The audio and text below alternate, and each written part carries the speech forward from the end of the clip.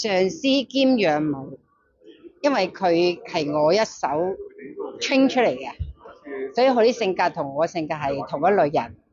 咁我哋每次一出場咧，就兩個乒鈴嘭冷啦，嘭得好勁。咁啊，可能出嚟嗰個感覺有啲即係會好睇啲，有火花咯。係。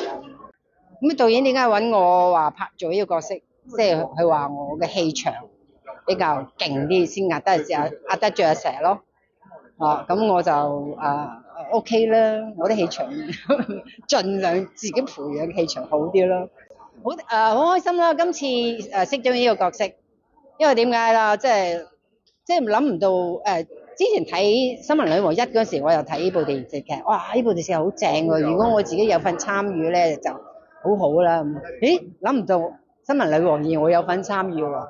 哇！我覺得自己即係嗰啲好心想事成咯。